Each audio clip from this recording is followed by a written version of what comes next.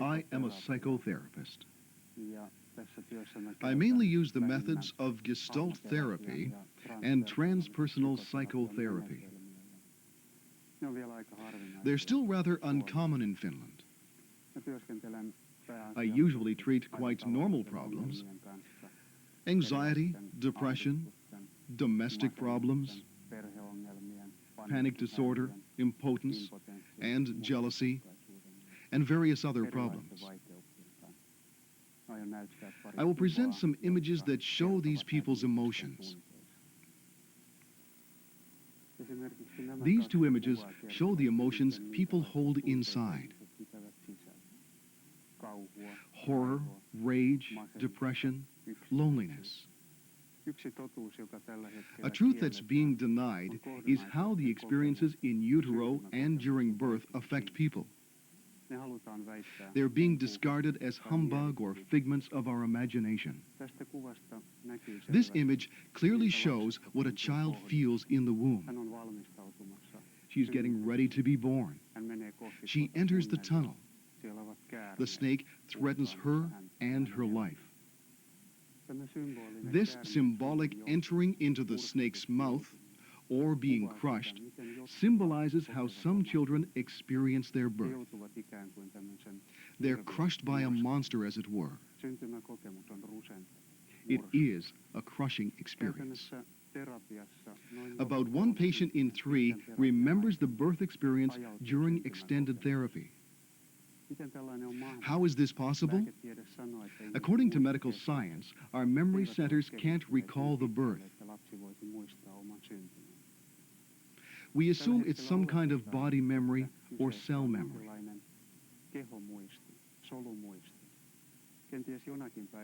Maybe someday, science will know how we remember this truth, the truth of our birth.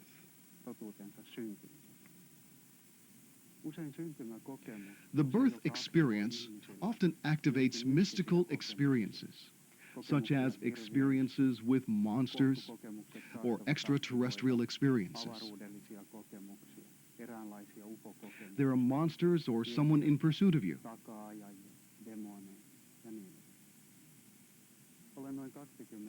I've been a psychotherapist for some 20 years. In my work, I've come across a vast amount of paranormal phenomena, extraterrestrial experiences, and experiences in the mind.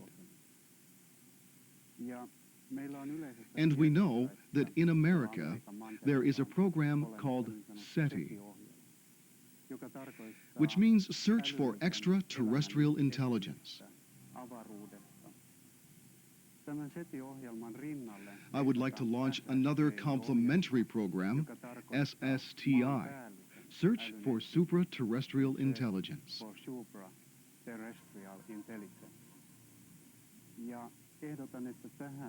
This program should be allotted much more funds, because finding supraterrestrial intelligence can be much more difficult than finding it in space. The universe is 20,000 million years old. I'm convinced that there is other intelligent life in the galaxy. Many of my fellow scientists are of the same opinion, states Professor of Astronomy Stuart Bowyer of the University of California, a member of the Extraterrestrial Intelligence Project SETI. Bowyer maintains that there could be at least 1 million planets in the galaxy where intelligent life exists. The absolute limit on the transfer of information is the speed of light. One often wonders what other ways of communicating there might be apart from radio signals, Bowyer ponders, and offers the ideas of telepathy and the 4th dimension. Physicists already, in theory, know of 20 dimensions. Bowyer gives us a simple guideline. Let's begin by examining the universe that we already know exists. The universe lives all the time. Life is continuously being created and terminated. The crash of a huge comet on Jupiter in the summer of 1994 serves as a reminder of this. Any one of the fragments accompanying the comet was capable of destroying Earth. In what way could life have begun on Earth other than in accordance with either the Bible's account of creation or Darwin's. Our sun is a child of the Andronover Nebula. 5 billion years ago, it was a burning ball of fire in the path of a huge body in space, Angora. When it came close enough, it ripped flames off the sun, but didn't incorporate them. This was the birth of the planets circulating our sun. Every sixth planet in our universe is a test planet. It means an improved human race is being developed. The Earth is one of the decimal planets, test sites of two-brained mid-breathers' salt-based life. Sodium chlorite is the information system that produces our electrochemical core. Mid-breather indicates the intensity of our life. Super-breathers live faster. Sub-breathers need to get their energy directly from the sun. Two-brained is an indicator of the quality of our intelligence.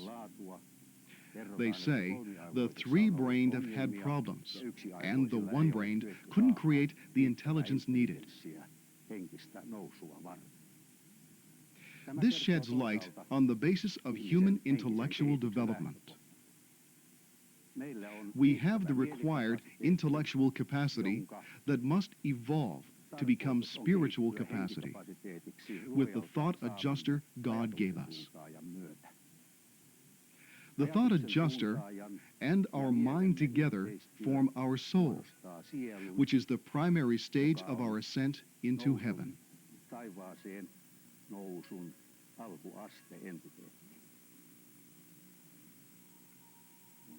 We are to grow here in matter, continue our growth in the preparatory worlds, and finally, as immaculate spirits, give our Creator feedback on His work.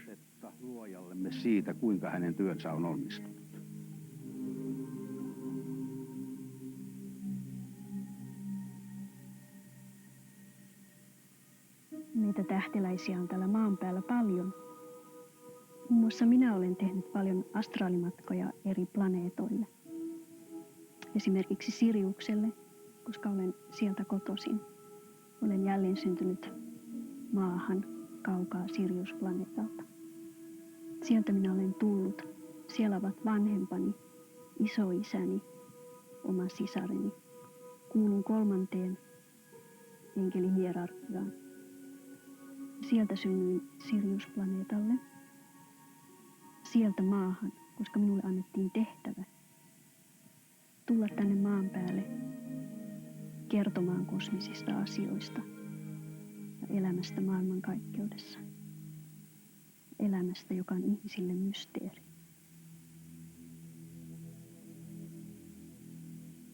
Salyut 6 and Soyuz 9 orbited the Earth together from June to November 1978. On the 17th of June, cosmonauts Vladimir Kovalyonok and Alexander Ivanchenov sighted a UFO. In space, they held the following conversation about what they had seen. A round object approached us. Our distance from Earth was 30.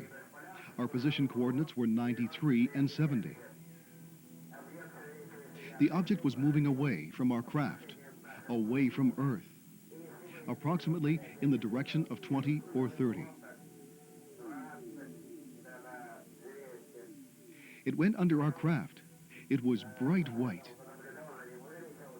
Then it departed. Can you describe its shape? A ball, like a tennis ball first. Then it grew larger.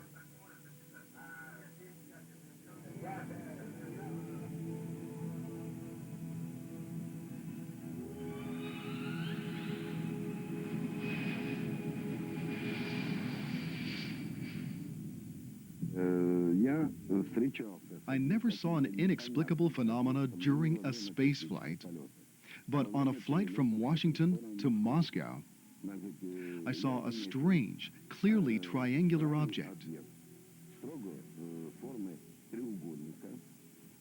It was traveling in the same direction as our plane. It was flying at about 1,500 meters, some 1,000 meters from us. Our velocity was 950 kilometers an hour. And the object's about 1,500 kilometers an hour as it flew past us and vanished. I reported it to the passengers and the crew. No one understood what it was. It was not an airplane, only a triangular, brightly white object. It did not send any message.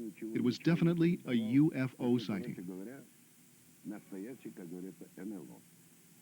Unfortunately, I have no other similar experiences. Other cosmonauts have described seeing such UFO phenomena. I don't really believe in them, even though much is written about it. I've talked to space pilots from the USA and the USSR, but they have not confirmed these stories. One of the KGB's most interesting reports tells of a Soviet Army combat operation against UFOs in Vietnam in the summer of 1965. 3 missile batteries engaged an unidentified flying object. The UFO returned fire with a needle-thin blue ray. In an instant, the ground radar, launch platforms, and all metal objects were reduced to smoldering scrap iron. 200 personnel were killed. The UFO vanished silently into space. I'm Vladimir Avinsky, chairman of the Samara Ufologist Club and head of the UFO Research Center, Alpha. At midnight, near the city of Samara, an Army radar detected a triangular object that discharged rays upwards. The object landed near the radar base, and 2 guards suddenly disappeared.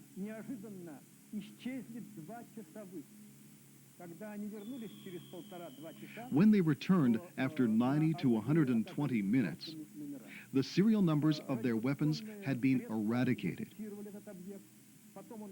The radar showed how the object dissolved in many shining pieces. According to experts, it was caused by some material ricocheting from the uneven surface.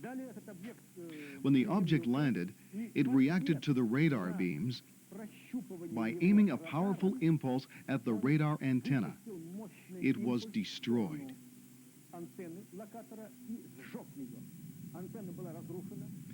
There was commotion at the base. The machinery was destroyed and 2 guards had disappeared. A sensational incident in a secret base. Once the guards had returned and the object had flown away,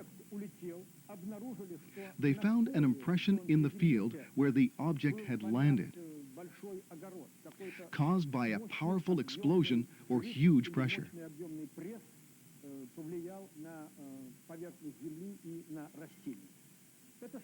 The incident was unique, but there was more to come.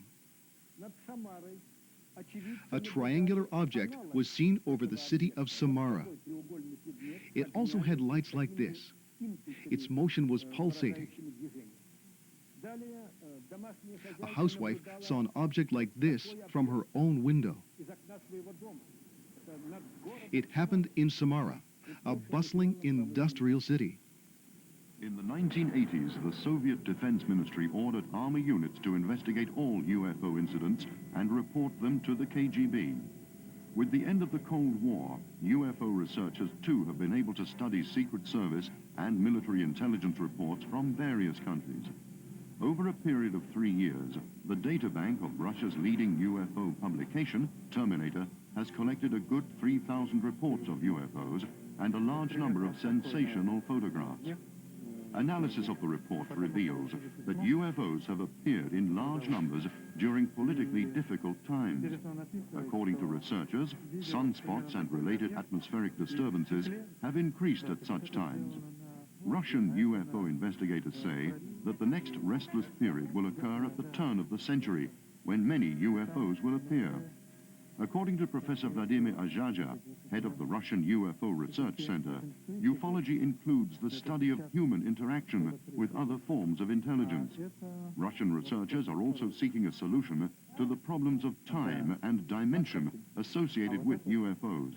Time at the edge of a revolving UFO is different from time at its central point.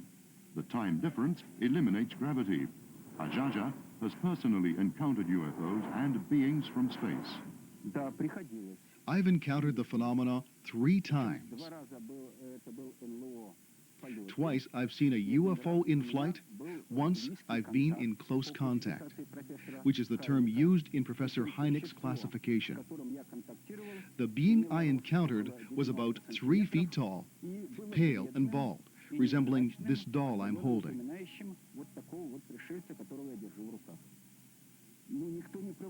No comparative study has been conducted on how many documents there are in the Russian and American files, but I assume there are many more in the USA.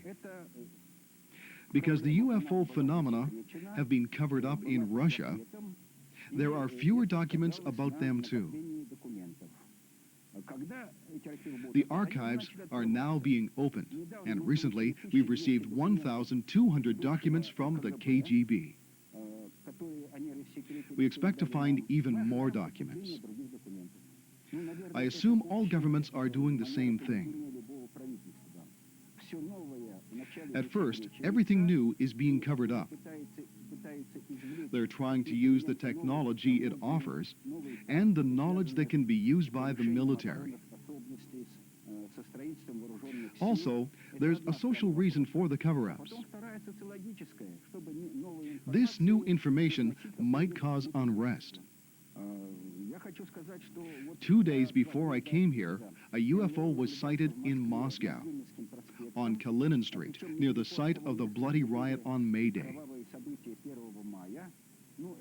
The UFO was sighted at night. Our statistics show that UFOs annually abduct up to 5,500 people who never return. This is an absolute fact. Most of them are young people. Modern science can't explain this phenomenon. The Russian Science Academy is rather serious about it.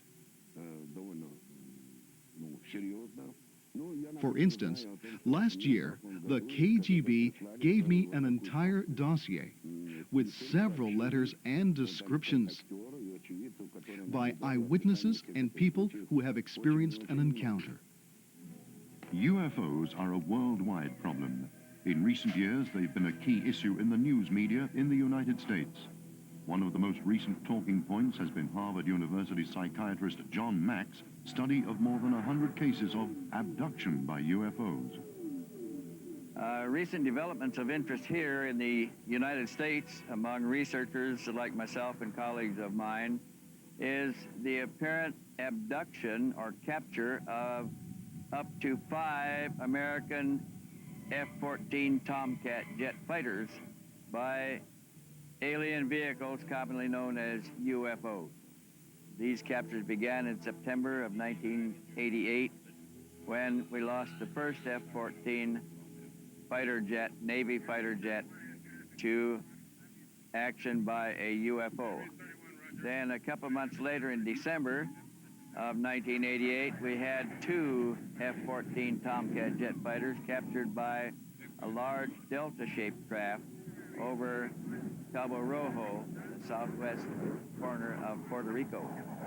Then later, in 1989, in January, we lost another 2 F-14 Tomcat fighters believed to be involved in pursuit of UFOs over the Cabo Rojo area of southwest Puerto Rico. In 1947, the Second World War was not long over, and the CIA was established. A UFO exploded and crashed in New Mexico. There were dozens of eyewitnesses. The United States Army took possession of the wreckage of the UFO and placed a secrecy ban on all related information. Soon afterwards, President Harry Truman ordered the establishment of the top-secret Majestic 12 group.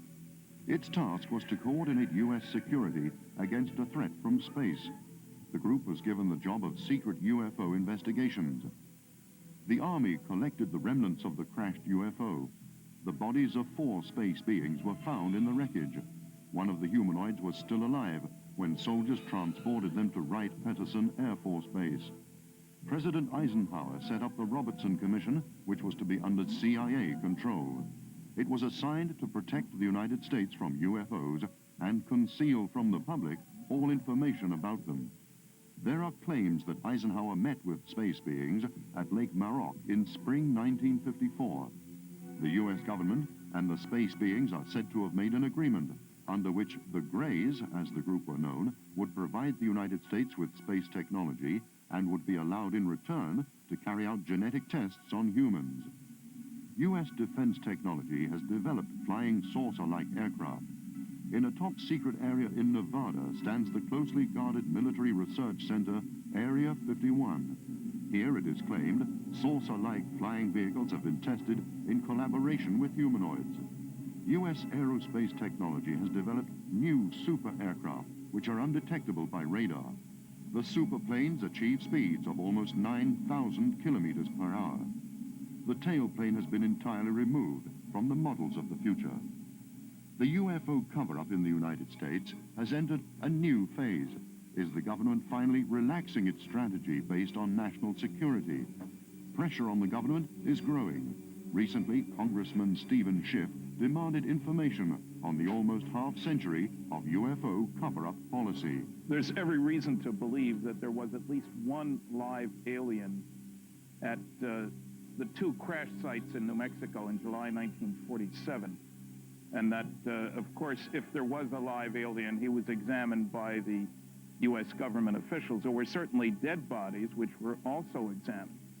Whether there is an agreement between aliens and the U.S. government, I've heard all kinds of rumors. I simply do not know. It's in my gray basket. Maybe.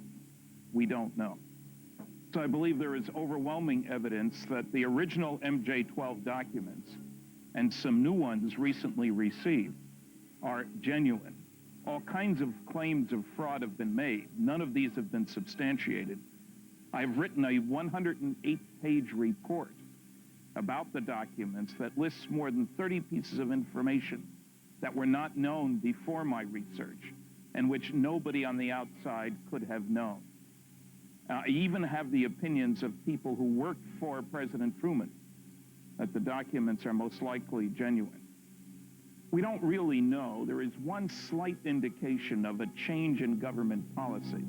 The National Security Agency, which spends about $10 billion a year in secret in the U.S., listening in on communications from all over the world, has in the past refused to release any of its many UFO documents. It admitted they had them, but it refused to release them. I have recently heard, within the last 2 weeks, that they have notified a researcher who filed a Freedom of Information request for their UFO documents that they would be sending him more than 200 such documents. If that's the case, somebody has changed his view somewhere. The Soviet government, on the other hand, has been more open, and a number of documents have been released, official military documents from the Soviet Union. That may encourage America to release some of its information. President Clinton and UFO investigators held secret talks in the winter of 1993-94. Why? You have to remember that up till now, most of the contact that's been made has been unorganized, anecdotal, episodic. And it is time for the civilian community, not the military, but the civilian community of the world to begin to take this seriously and to take responsibility for researching this and for making contact. Our assessment is that these are real, that we are not alone, and that there is overwhelming evidence that this is the case.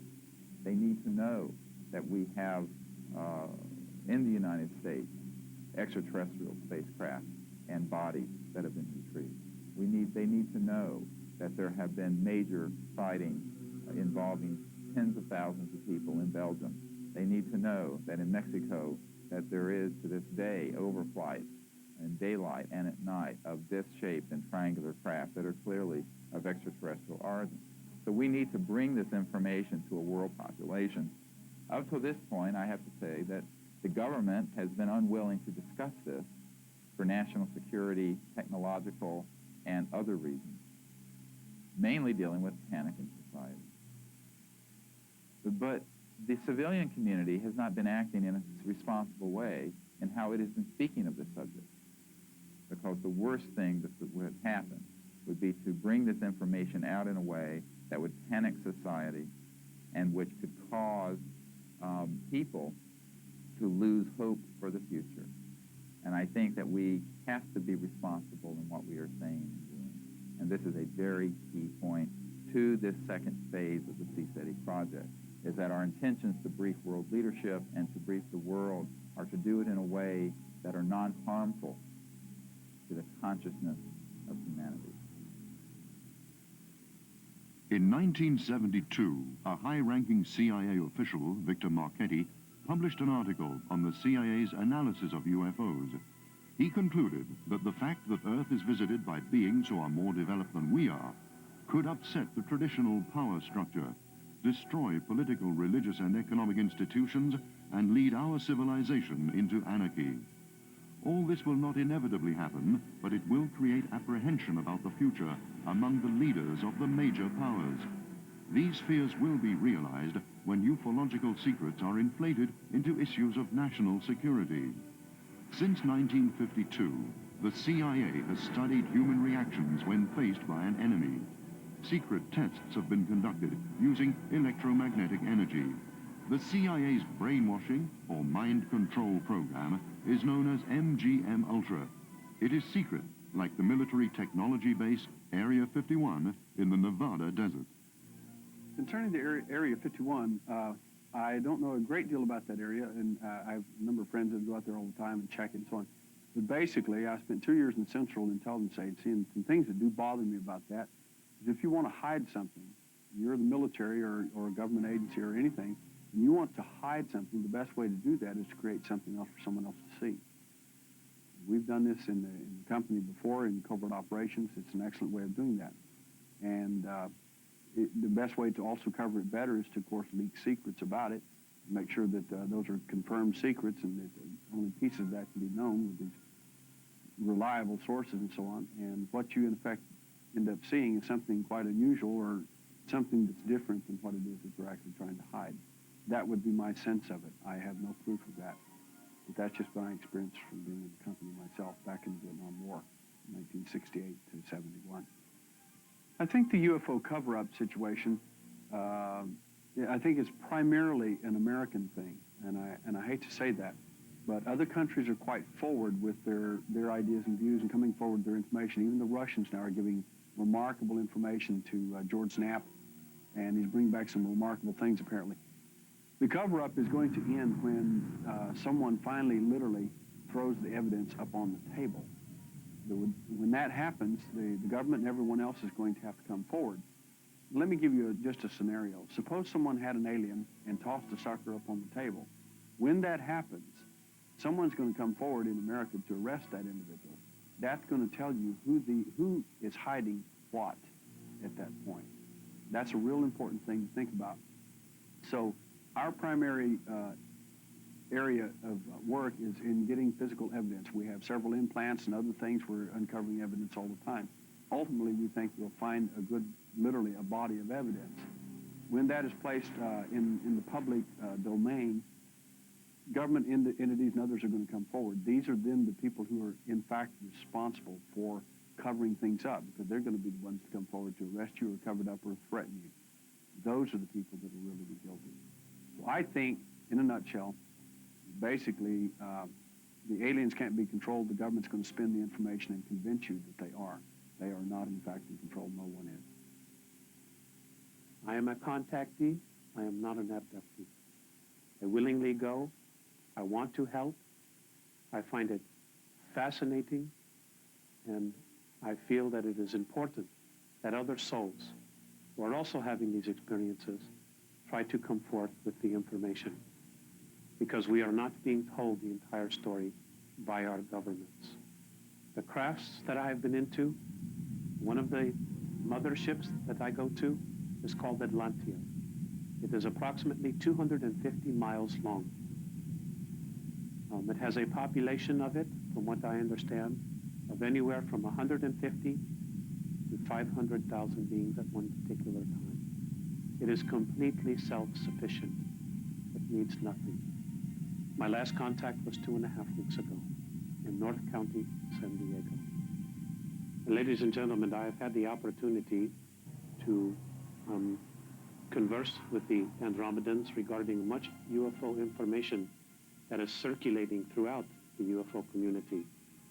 And one of the things that I have been able to do is to verify where many of the alien bases, or joint alien-human bases, are on the world.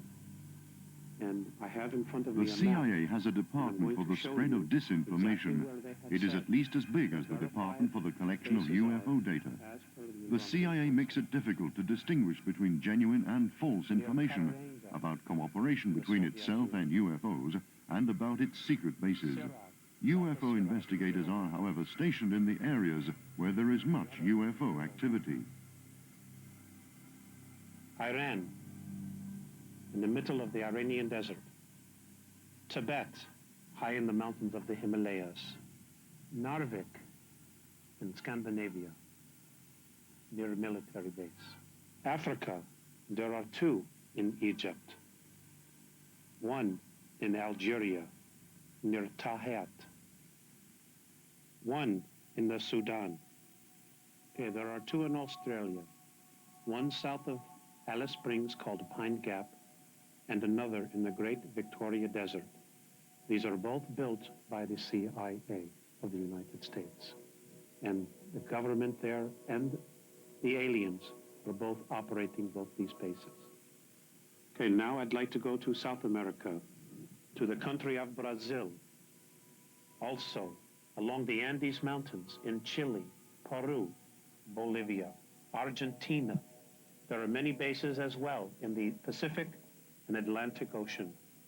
And now, ladies and gentlemen, I'd like to show you where they are in North America and the United States.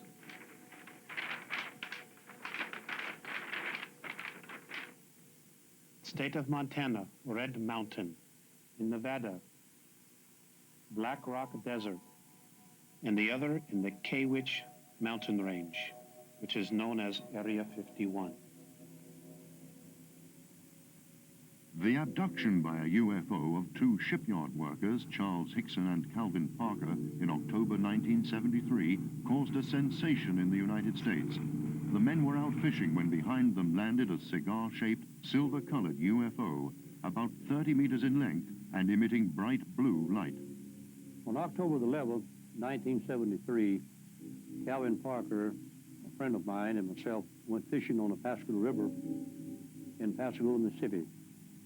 It was probably a little after the sun went down in the evening, and we were fishing from a pier out into the river, and I heard some sound behind me, a hissing-like sound, and I turned and looked, and there was some kind of crab was hovering about 18 inches or 2 foot above the ground, and Calvin had turned by this time. He was looking at the same object. There was blue lights up on the end that was toward us, which I'm assuming was the front, and the door, or sliding door, I assume appeared there, and there was a brilliant light that came outside of the door, and 3 things, I found out later were robots. They came into this beam of light and came outside, and 2 of them took hold of me and 1 took hold of Calvin, and when they took hold of me, I felt pain in my left arm, and I seemed to rise above the ground to the height they were into the light beam, and they carried me aboard the craft, And inside the room that we were in was probably round. It was glowing from the walls and the ceiling, and the walls and the floor. And these things released me, and I could move my eyes, the only thing I could move. And in front of me, something came out from the wall. It appeared to be a big eye. It moved up to in front of me in my face, and it lingered there a while, and then it moved downward. And I'm assuming it went under me and came back over the top of my head and back in front of me again. And this thing remained there a few minutes, and then it went back into the wall. And by that time, these things had come back and took hold of me. And we turned and was in the beam of light and went back outside the craft, and they released me, and I fell to the ground. It was this time I saw Calvin, and he was standing there with his arms outstretched. He appeared to be going in shock. And I made myself toward him, and before I reached him, I heard the hissing sound again, and I looked behind me and saw those blue lights, and this craft was just instantly gone. And I made my way on to Calvin, and I brought him back from going into shock, and before I could talk to him, and I tried to assure him that they hadn't done any harm to us physically. I didn't know what they had done to him mentally. These things were robots. They were about 5 foot 6 inches tall. They were gray in color. It appeared to me it looked like elephant skin. It was very wrinkled. And their arms were, they were real long in proportion to their body. Their legs remained together. They didn't have feet. It seemed to be something round where the stumps where the feet should have been. And I knew, or I know now, that these things were robots. They didn't have any indication of breathing. They didn't have any eyes. And I found out later under deep hypnosis that there's a window to the left of that area where the eye came from in the wall, and they were living beings in that, looking through that window at me. I don't think they could come out into this atmosphere, and they had the rowboats out there to examine me. We didn't know what to do after the craft left, and in talking, we decided that we'd call Keesler Air Force Base, which is only about 25 or 30 miles from there. We called Keesler, and I called Keesler, and they told me that they didn't handle those things, that we'd have to go through our sheriff's department. So then we hesitated there. We didn't want to be called nuts and so on, but I finally decided that we needed to tell someone. I thought it might be a threat to our country. According to FBI files, Hickson and Parker were interrogated for hours in the Jackson Sheriff's Office the following day. What made the interrogation special was the presence of 12 federal security experts, including 3 colonels, 2 lieutenant colonels, a major, and a captain, led by Colonel Amdahl, a senior medical officer. Professor James Harder's use of hypnosis and a lie detector test showed that the men were telling the truth. In the case of Hickson, the incident did not remain his only UFO contact. They have continued to this day. Since 1973, I've been contacted many times from these beings. They've told me of world events that will happen. In fact, they told me that for a reason that communism would fall, and I told the news people about this before it did fall, and they didn't believe me. They laughed at me. We know now that communism in Russia has failed, and it's going to soon be a thing of the past.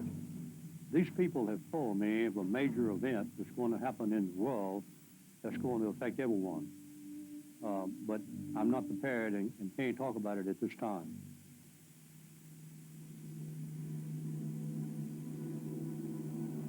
Hundreds of UFO cases have been reported in Scandinavia.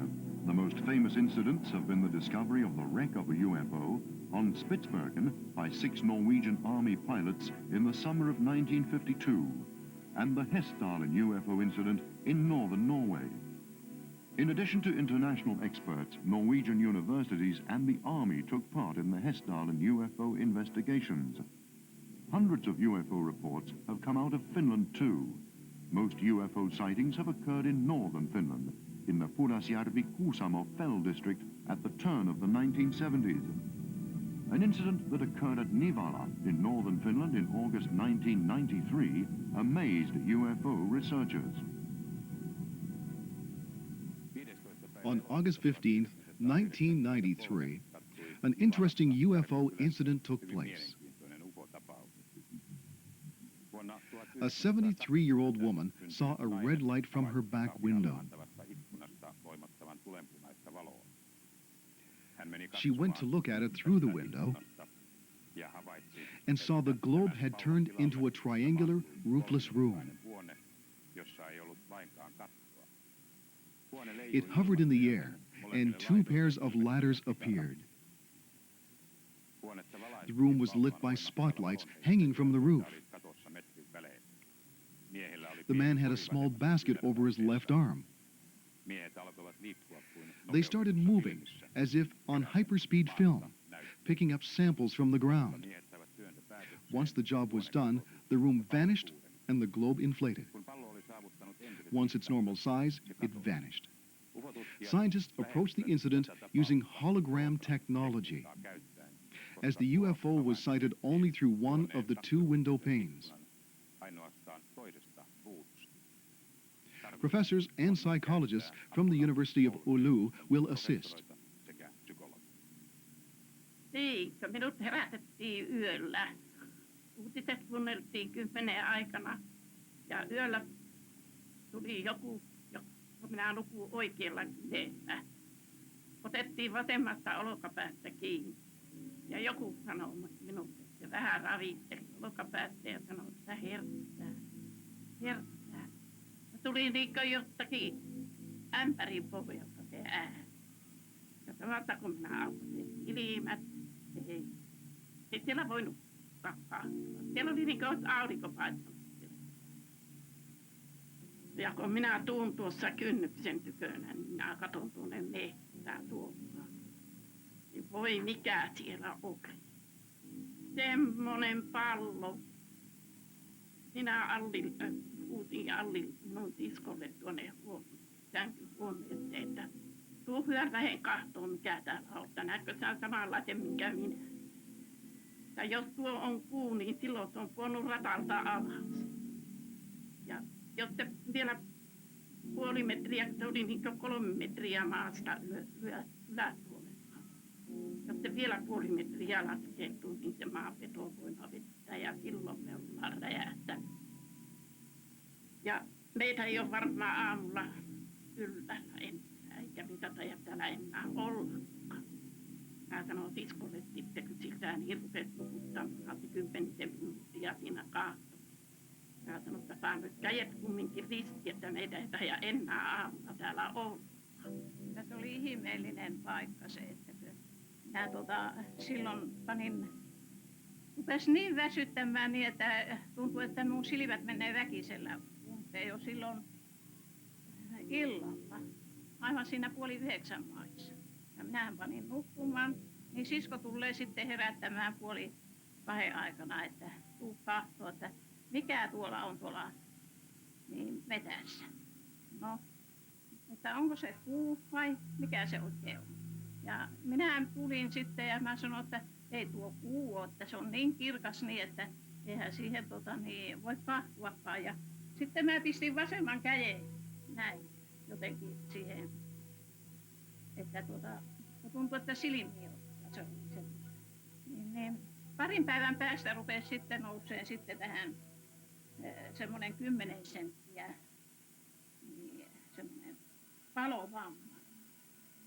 Ja sitten mä lähdin, se tuntuu vaan, että se kuumentaa niin kovasti, niin mä lähdin sitten tuonne Nivalan terveyskeskukseen ja mä olin siellä Tikkaraselle, sai ajaa. Ja Tikkarainen sanoi, että onko sinua joku pistänyt tuohon? Mä sanoin, että ei siihen ole mikään pistänyt. Niin. Mä sitten rupesin sillekin puhumaan niin, että uskooko hän muihin ufoihin ja tällä lailla, mutta ei se siihen senkaan, kyllä se kuunteli sitä vaan. Ja se antoi sitten mulle sitä tabletteja ja minä söin ne, niin se sitten meni pois. Mutta minusta tuntuu, että sitä näkyy vieläkin vähän semmoista tummaa tässä.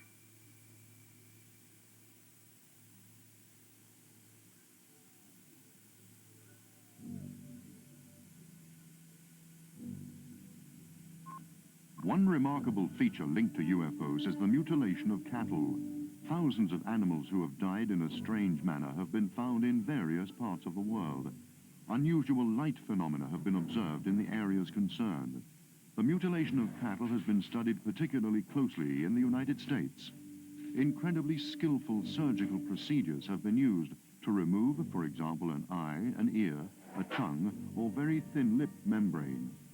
Internal organs have been removed through tiny surgical incisions.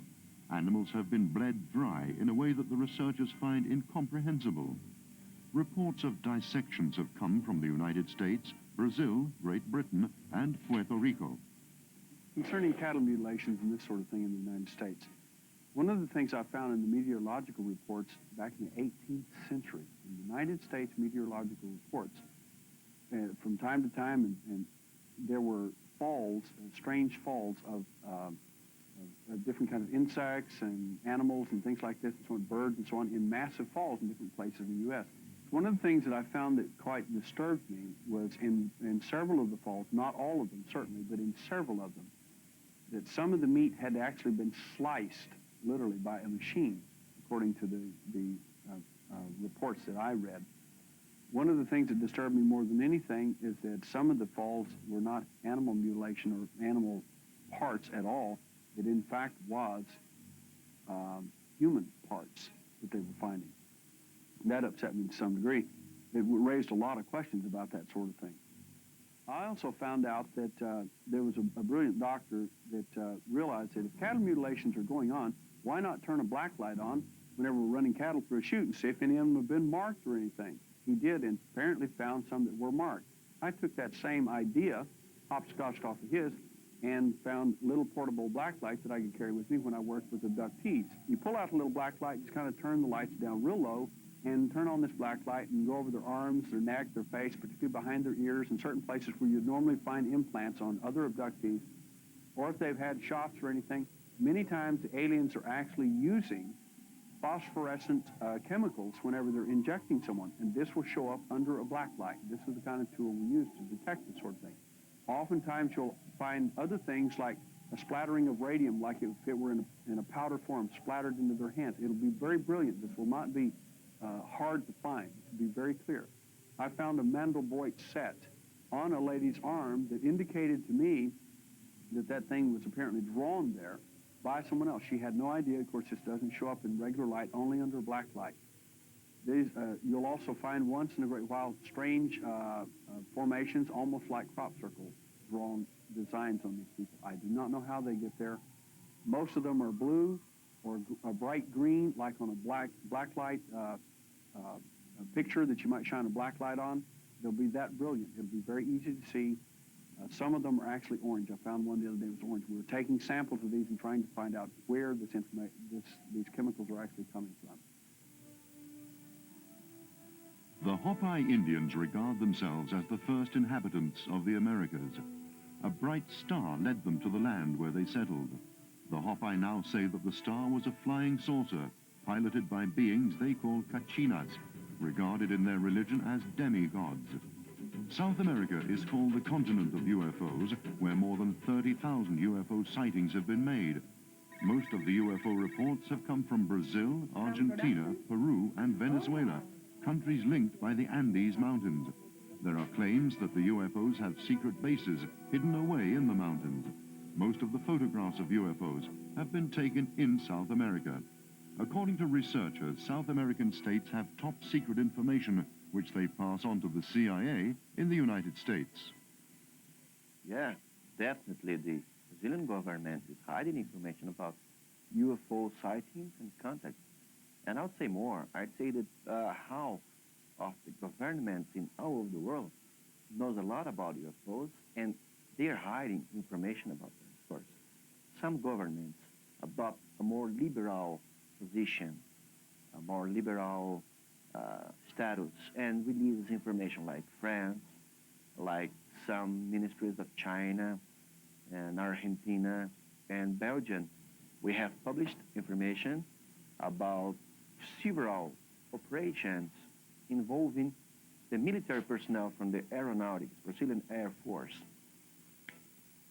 Sometimes just making night surveillance in Amazon, and in other times even chasing UFOs with jets, like it happens in Brazil.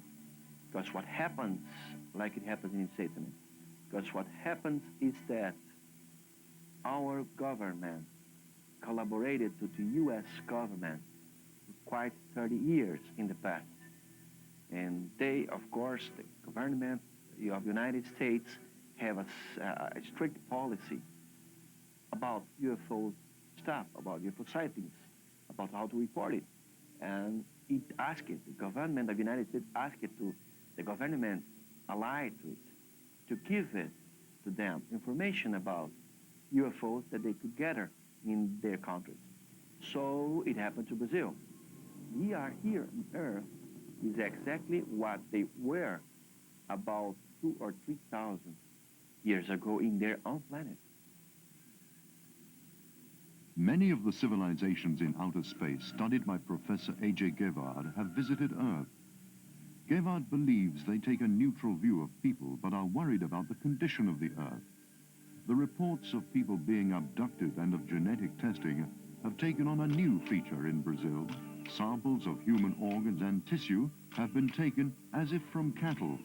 Medical science does not know the instruments used to carry out the unbelievably precise surgical operations.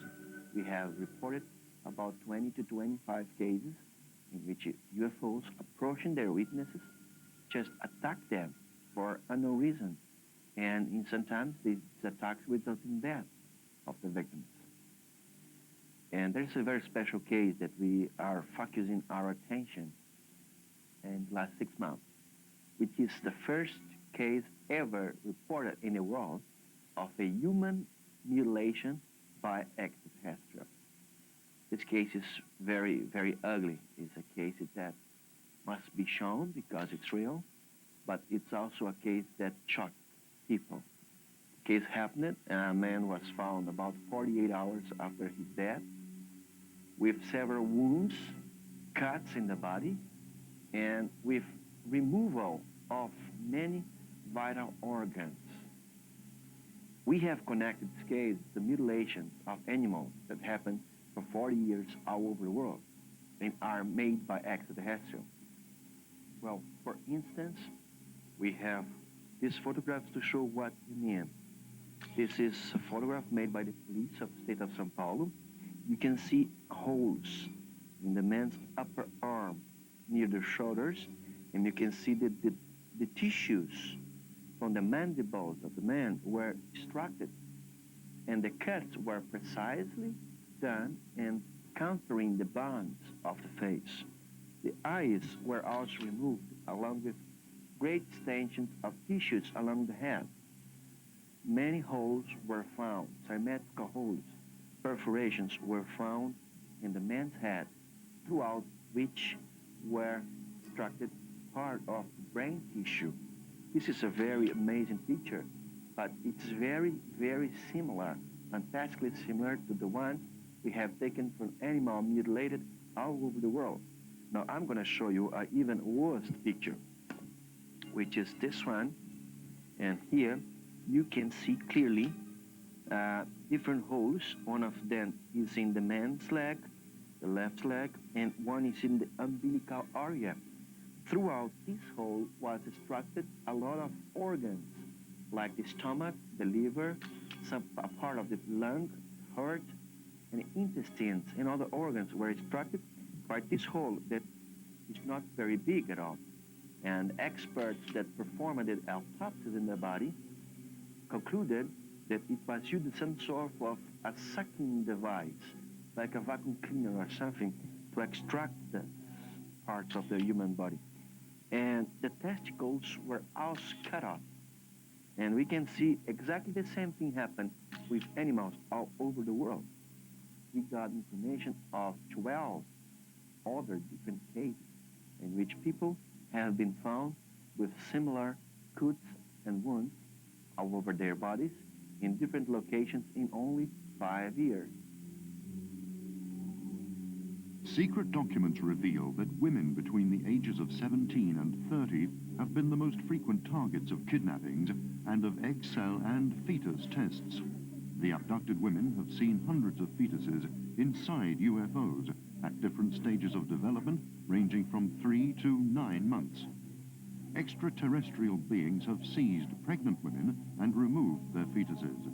Virgins have become pregnant, their pregnancies terminating with the disappearance of the fetus. Certainly the aliens have demonstrated in many abduction cases an interest in human reproduction. That does not mean automatically that every lost fetus was taken by an alien. So I think that they are operating under a set of rules which says, get all the information you can, catalog, evaluate, put it all together, and when they get ready to leave, we Earthlings. They will not permit us to do so unless we have learned the rules of the neighborhood. So I think they're here for their purposes, not to satisfy us. If you were an alien, you'd be concerned. After all, we only killed 50 million of our own kind in World War II and destroyed more than 1,700 cities. You certainly wouldn't want Earthlings going out with that kind of an attitude. Just think for a minute. Last year, the countries on this planet spent $1 trillion US on things military. And yet every single day of the year, 35,000 children died needlessly from preventable starvation and preventable disease. If that isn't an indication that we have our priorities mixed up, I don't know what is. So if I were an alien, I'd be concerned about Earthlings too. That's why I do what I'm doing. That's why I've spoken at 600 colleges and 100 professional groups in 50 states and 9 of 10 Canadian provinces. There is a need for the world to be awakened, to be educated, to take a new view of how we should behave and where we fit in the universe. The time is now.